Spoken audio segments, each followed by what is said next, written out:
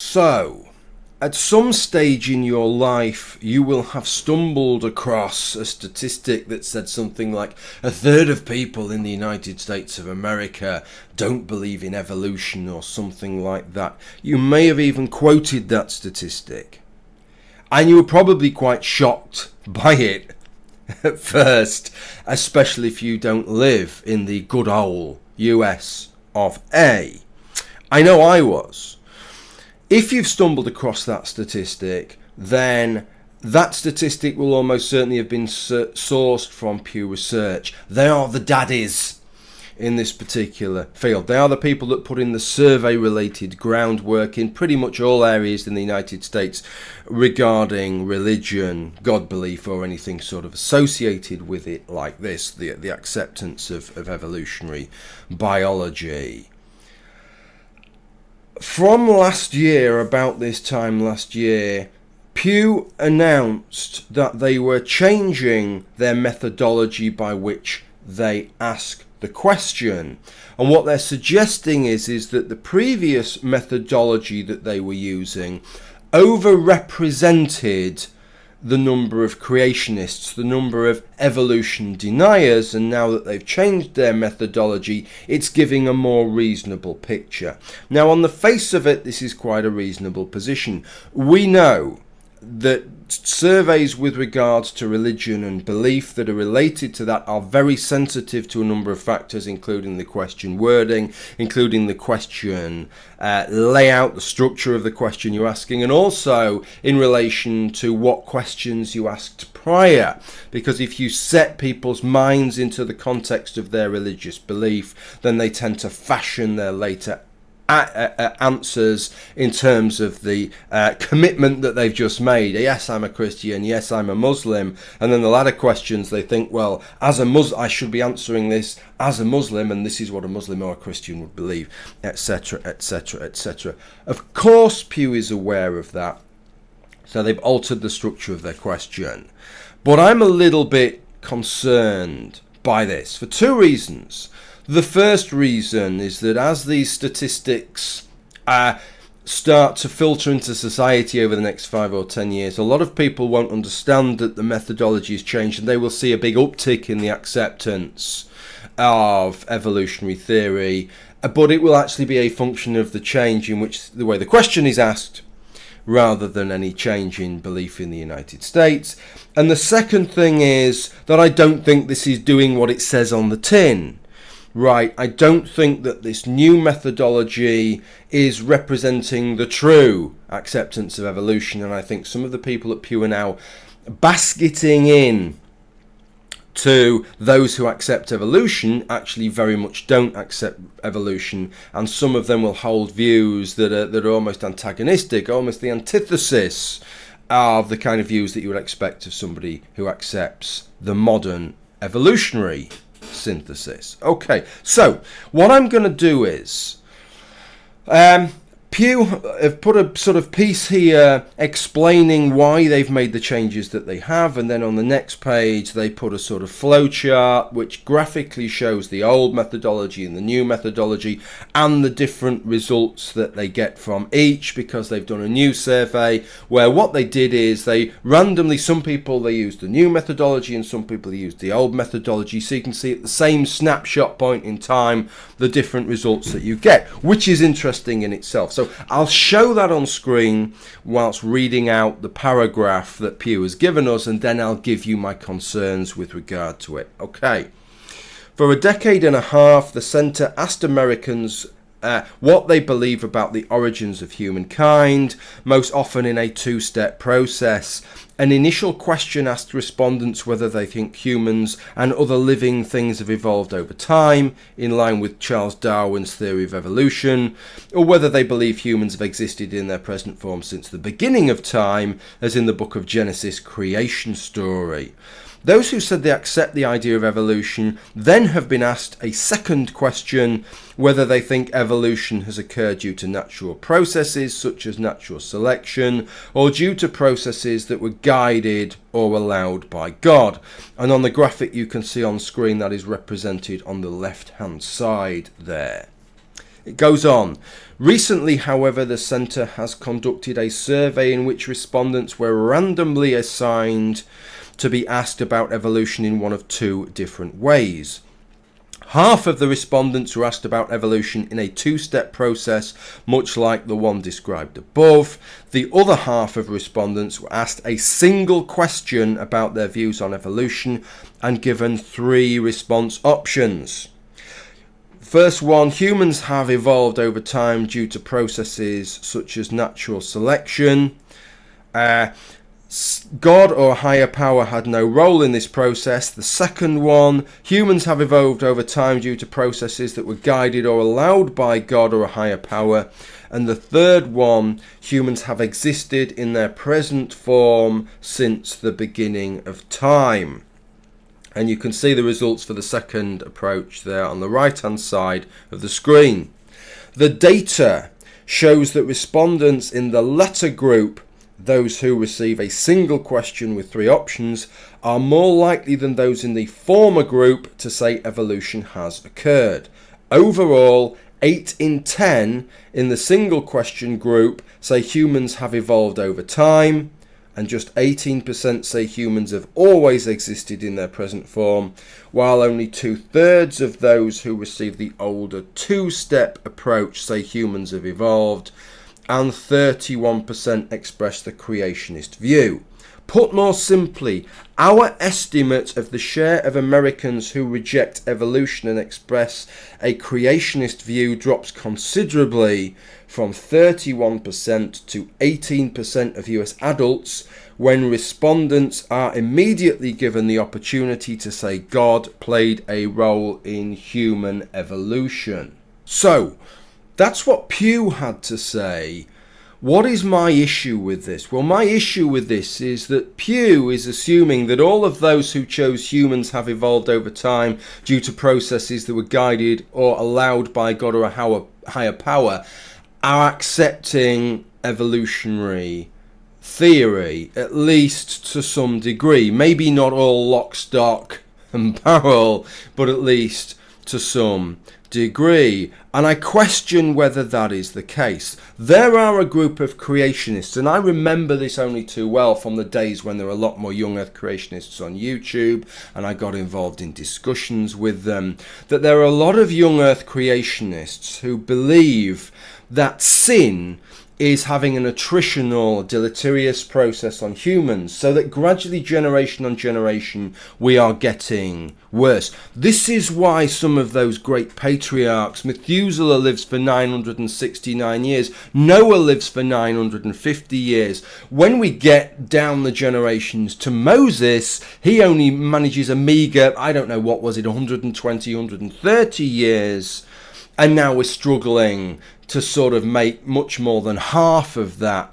It's because we are going downhill. We are changing. Humans have existed in their present form since the beginning of time. No, that is not what they believe in actual fact. They believe that we are changing, that our sinful nature is destroying us. It is corrupting us, and that's being reflected in our genomes and in our fitness. And so if you imagine if you're in that category and you're immediately presented with those choices, humans have existed in their present form since the beginning of time. Even though you're a young earth creationist, that may not be an appealing answer to you because you do not believe that about humans. You believe that humans are changing and this is a process that's being overseen by God, and it is as a result of our sinful nature. But in no way is this compatible with evolutionary biology. Now, be in no doubt, I'm not suggesting that evolutionary biology, that the modern evolutionary synthesis does not allow for traits to get worse. Indeed, it is true that you need a certain selection pressure there just to maintain a trait. If you stop using your eyes, then any deleterious mutations will not be weeded out, and eventually over enough generations you will lose your eyes, as we've lost a lot of olfactory receptors with our senses of smell because humans don't rely on their smell the way that a lot of other mammals do. That is true, but an acceptance of evolutionary biology is also an acceptance that if that selection pressure is great enough, that you can do more than just resist deleterious mutations, but that functions can improve. There are evolutionary pathways upon which functions can improve. These people do not believe that. They believe the very opposite of that. What they believe is that effectively a situation that you would have, as it turns out, DNA replication has to be accurate enough, of sufficiently high fidelity, that mutations that accrue at a sufficiently low rate that natural selection can weed them out. They do not believe that to be the case, and they believe that that deterioration of the genome is an inevitable process.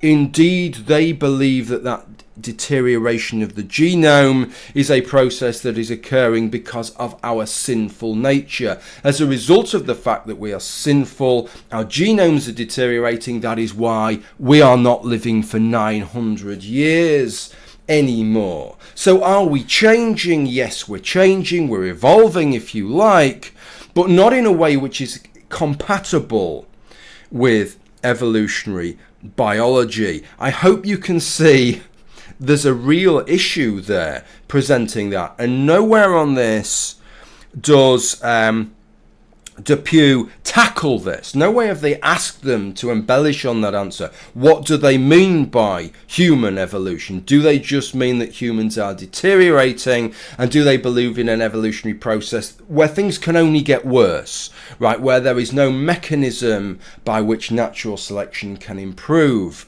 the functions that we have. Neither does it ask for any commitment to humans having evolved from a common ancestor with the other great apes. And as far as I am concerned, if you don't believe that we share an ancestor with the other great apes, then you don't believe in evolutionary biology or the modern evolutionary synthesis. So just be aware of this when this crops up. If you see an uptick or a sudden change in the percentages of Americans who accept evolution, be aware of this, that it's a different wording for the question, and that the way that the question is structured could potentially, I propose, mean that a number of people who really do not accept evolution, in fact they believe the exact opposite, that evolutionary biology could not work, could not improve functions, could not lead to an increase in complexity in life, or the facilities, that the phenotypic expressions that life has, right, that they are nevertheless choosing this answer that Pew regards as an acceptance of evolution.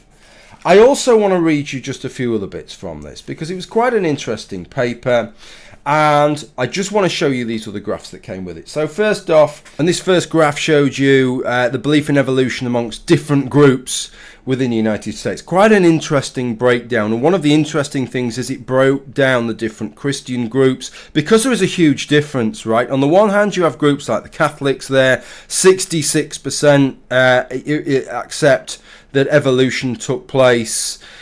And half of those, seemingly, that accept that evolution took place, just see it as totally a natural process, not guided by God. And this is what you would expect. I mean, this is something that the Catholic Church has said over the years. It's took quite a progressive view with regard to evolutionary biology. And it really, quite honestly, I sort of take my hat off to it for that. But you see, even amongst Protestants, mainline Protestants, which I assume it means people like Anglicans, people like that, again, as you would expect, these are quite moderate religious perspectives, quite sort of normal people. I'm sorry, I shouldn't say it, but normal people that most of us could grasp how they think. Most of those accept that we evolved over time, and you can see that again, of those that accept it, half of those believe that it's just a natural process, whereas amongst evangelicals, who to most of us in parts of the world that are less religious, and those that are religious tend to be more moderate, appear to be, quite frankly, as mad as a box of frogs, the sort of Christian equivalent of the Taliban. It's a different perspective, a much lower acceptance of evolution, and more than 2/3 of those who do accept it think that it is guided by God. Amongst non-Christian faiths, the uptick is much higher. Although it's difficult sometimes to get a grip on these things, we know that there's a lot of people who regard themselves as Jews, for example, who do not believe in Judaism. They are not religious Jews, they are just cultural Jews. We know that is the case. So, and there's not necessarily the same conflicts with Buddhism and Hinduism as there is with Christianity. So there's a much, much greater acceptance. All these figures, 80% of them believe that evolution took place, and the vast majority of those that do believe that it is due to natural processes. Then you have the atheists, and the interesting thing with the atheists is that 2% of atheists apparently believe that evolution has been guided by some supreme being. I can only believe that 2% was drunk or just seriously confused people there. I think the most important thing on this chart is the age stat. Just look at that. As we're getting younger, there is a strong trend here. 65 plus, only 52% accept evolution.